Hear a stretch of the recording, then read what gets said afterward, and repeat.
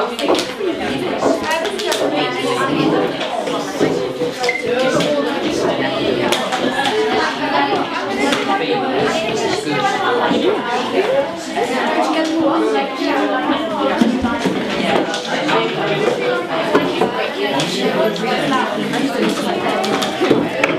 thought it looked like it was angry. The sculpture looked like it was angry, but when you looked at the shadow from the lighting that hit it, it looked like it was sad or afraid. I liked the Medusa because it was like quite crude and in a public place, like how it could make a lighter place darker or make the light brighter or something.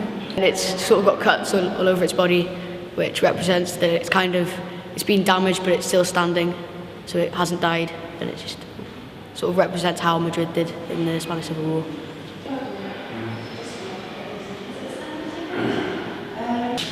Okay, well I think it's really effective that they've used children and families in propaganda, because it helps you really empathise with them and it makes you send supplies and want to go and fight in that war for them and save them. Lines across him, and I said it was almost like a jail or behind bars. Oh right, interesting. And he was no longer free, or he was entrapped. When some of the pictures we'll be looking at, there's lots of death and destruction. There's also that element of hope.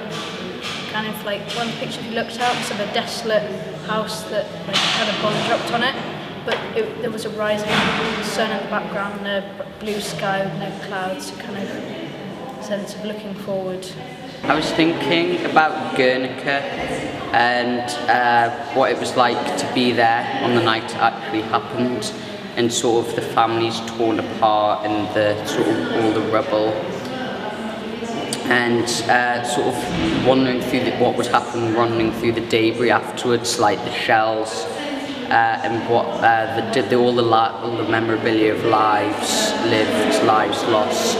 And the paper, it had almost like a texture, and I thought that represented uncertainty, or like it was a very rough texture, so I thought everything was not going smoothly for him.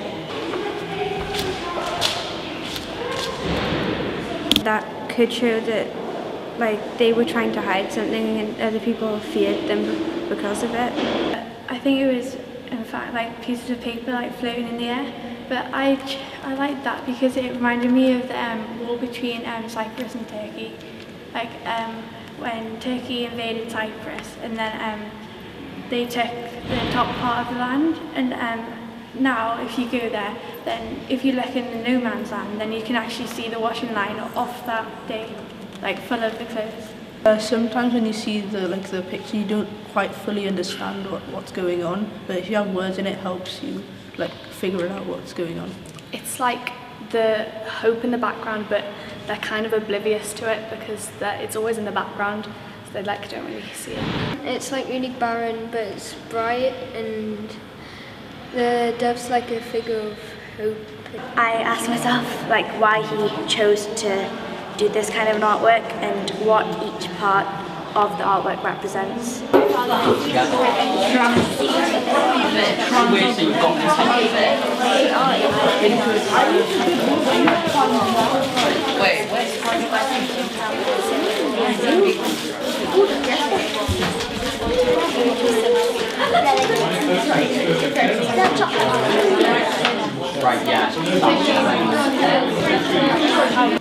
I had an idea of like having like a girl's face and then a shadow, like looking angry, and then a shadow behind like crying.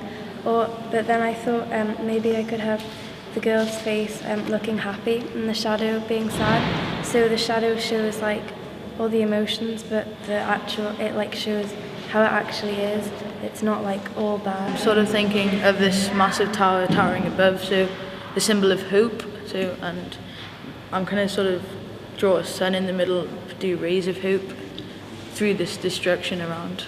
I'm drawing like a bear because of the connection to the Civil War, and then like I might draw some people around it. Where you sort of, I've forgotten the name of it, but Describe it. When you've got like a sort of logo and you try and back your people up. Like propaganda? Yeah, propaganda, that's the word. Yeah. Okay. So sort of like that with Springfield guns behind it, sort of logo of a bear. think I'm going to use some like tracing paper over the top, so like something bold in the background and then like fainter images on the front. Whenever I do it, everything will be will represent something, or everything will be like a symbol of something.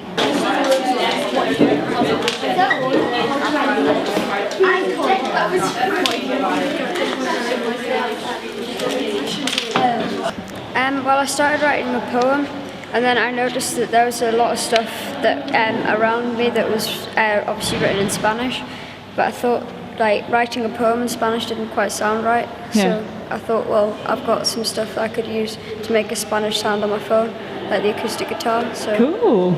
So I'd write the song. I'm thinking I'm going to do a poem because I was influenced by a propaganda image of a child with a sort of chain and a serial number around the neck with planes in the background, and I thought that was really moving, and it reminds me of sort of an abattoir where they slaughter cattle and stuff.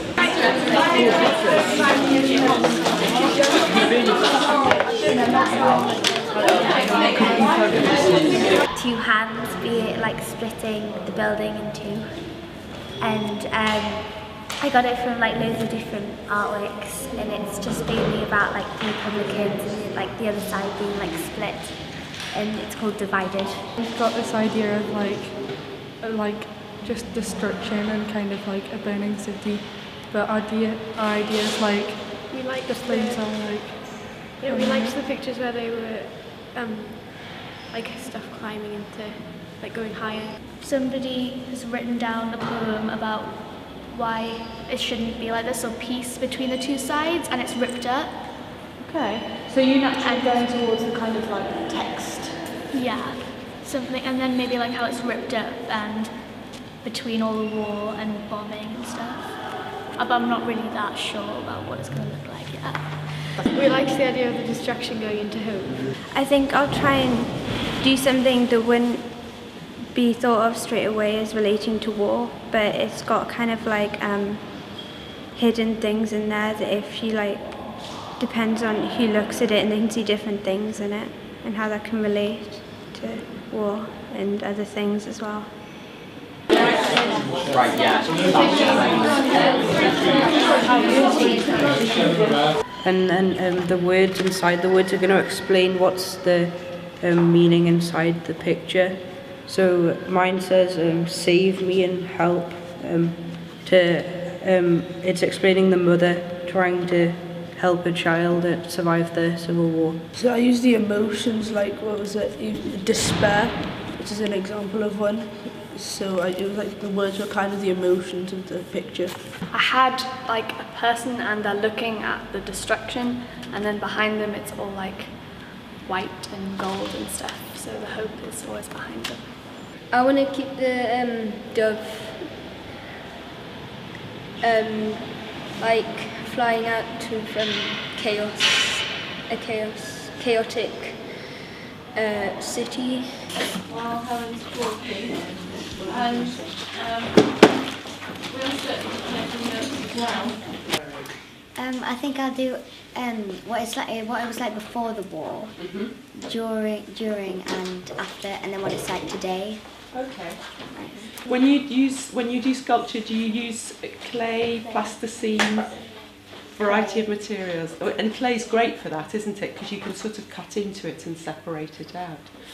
And I was going to put writing inside writing in words, so I'm going to write a story. Edes España, por favor Inglaterra, tiene la vida que sueños para. Edes España, tengamos problema que no tiene. Mi familia muertos, yacen en mi calle y dos amantes nunca hablarán de nuevo. Uno está muerto, pero el otro era republicano. And you've used the Spanish guitar, or the acoustic guitar, the 12-string guitar, which very much is right for that time. And the words hold the regret. But I'd like you to think about one more layer, which is another audio layer that somehow fragments it, fractures it a little bit. Is that all right? Okay, excellent. Very good. Well, I was trying to convey a bit of a mood of despair and not less negativity, but more sort of fear, and it's in the aftermath of the bombing, and then the two figures sort of confronting one another, and one of the figures had sort of a look of death, so it might be sort of almost dreamlike and spiritual. And were you making the poetry rhyme? I wasn't, no. Why was that? Just because I felt without rhyming sort of gives it a more upbeat nature, and this was sort of a more sombre, down-tone poem. Tales of the city, now forgotten, overwhelmed by visions of horror, of devastation, that this war has inflicted upon the people. I'd like you to think about starting almost where you ended. Okay. Yeah, because it's very nice to go from the very precise, the intense, and then step back and then go, back. You can go back in again. And the other thing I'd like you to think about is you've used a lot of language which sort of tells us how bad it is. And that's fine, but I'd like you to cut some of that out and find something intensely beautiful. A little bit?